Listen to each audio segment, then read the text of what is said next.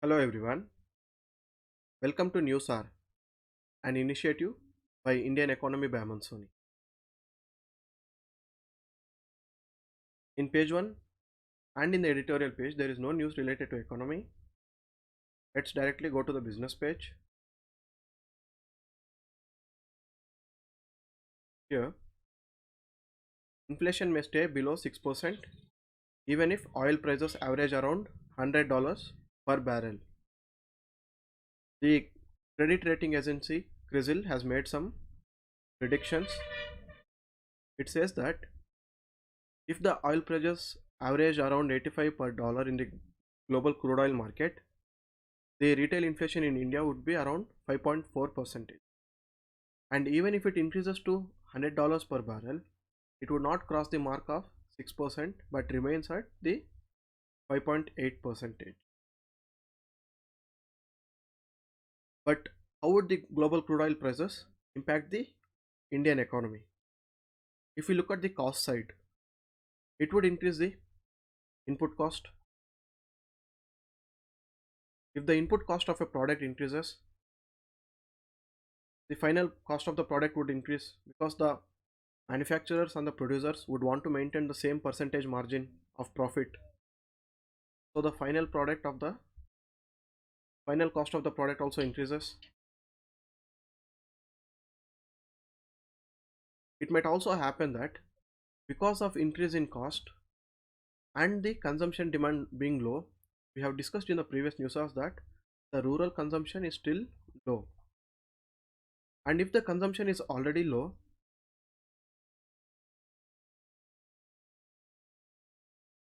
the demand for the product would be low. If the demand is low, the manufacturer won't produce that much because the expected demand from the market is low. He would not want to produce and simply keep the stock in the godown because it would be costing him. So his production would be low. If production is low, the number of people and machine employed in the production would also reduce. So if number of people employed reduces, that means it is increase in unemployment. If unemployment increases, the incomes of the people would fall. So again there will be fall in the consumption because more people are unemployed, they don't have income and they can't spend money for consumption of goods and services. So this will lead to a vicious cycle of demand, which is not good for the economy. We can see on one side, on the supply side, because of low demand, the production is reducing and the input cost is happening, which is leading to cost push inflation. Here the input cost is increasing, that is oil prices are increasing, so it is leading to the increase in the cost. The cost is being pushed to a higher margin. On the other side, we see that there is a reduction in demand because of the fall in consumptions. So demand pull inflation is not happening, it is working on the opposite side. So a basic thing like crude oil prices in the global economy would affect so many things at the macro level in the Indian economy. So the article discusses the same thing. The higher cost of production would be passed on to the retail customers and the inflation would increase in the prices of the goods immediately. And the effect would be seen sometime later on the services because it takes some time for the inflation to get carried in the economy. The manufacturer has to increase, then the wholesaler will increase, then the retailer will increase.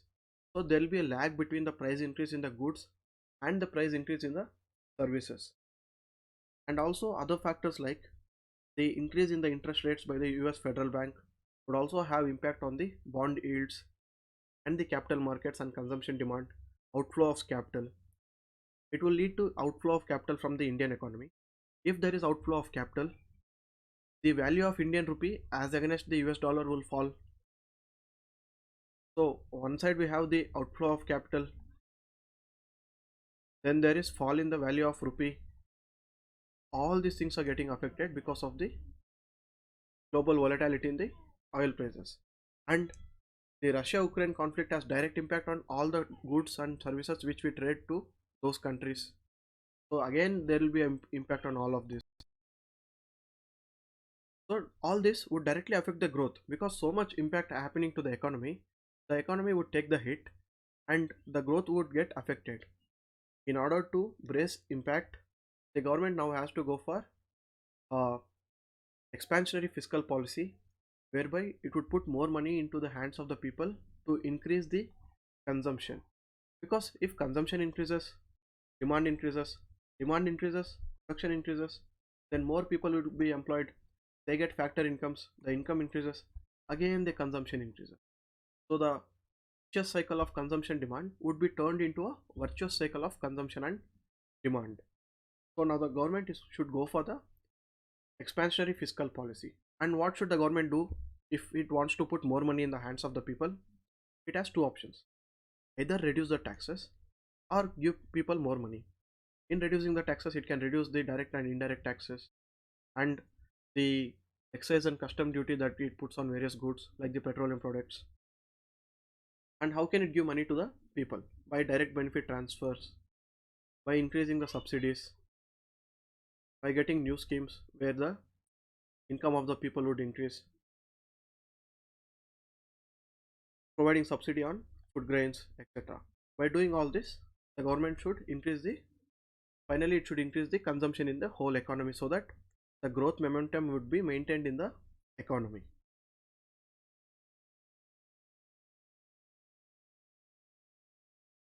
Here again this article says the coal imports from Russia may be highest in the 2 years. Russia is the sixth largest supplier of coking and thermal coal to India. Here we need to understand the difference between coking coal and thermal coal. In spite of having so much coal reserves in India, we still import lots of coal. What's the reason? It's because the coal that is available in India, it is of low quality coal. It has high ash content and low carbon content. High ash content and low carbon content, because of which there will be a lot of pollution and the efficiency would be low. So we import high quality coal from the other countries. And even in coal, coking coal is used mainly in production of steel, because coking coal, compared to the thermal coal, coking coal has lower ash content and high carbon content. So when we burn the coking coal, we would get more heat from it because the ash content is low and it has high element of carbon in it, composition carbon now. And when it comes to the thermal coal, compared to the coking coal, it has more ash content and less carbon content. That is why it is used in electricity. And we import coal from Russia, and the Russia is the sixth largest supplier of coking and thermal coal to India. Now, because all the countries are imposing sanctions on Russia, and countries like India and China are trying to remain neutral, it is opportunity for Indian and Chinese importers to get Russian coal at a cheaper prices, because when nobody wants to do business with Russia, the exporters from of coal from Russia, they would want to sell their coal. They don't want to keep the coal with them. They don't want to keep the stock. So they would give the coal at a competitive price, at a cheaper price than the market price. So this is a right opportunity for importers in both China and Russia to get the Russian coal.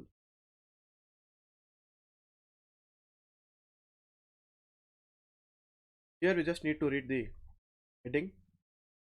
Again, sugar exports increase on the global price rally and weak rupee. We know that if the rupee value of rupee falls against the US dollars, that means the exports will get benefited, because a foreign consumer who is importing Indian goods, he has to pay less amount to import the same good when the value of rupee falls. So falling value of rupee would be better for exports. Now because of falling value of rupee and the global price fluctuations, the sugar exports from India are increasing.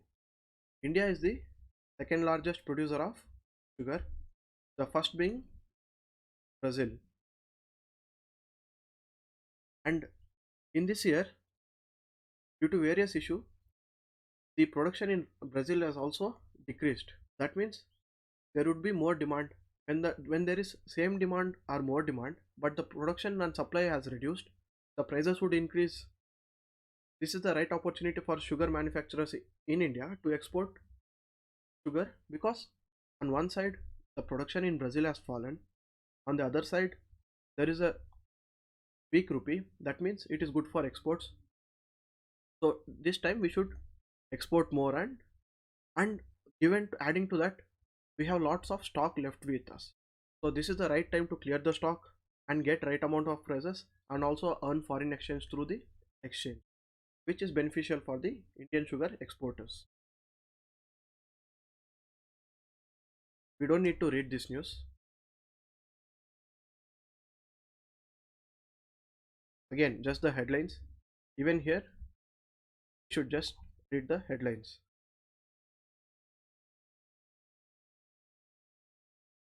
Not required, and this news is not required. These are the articles related to economy today. Thank you so much.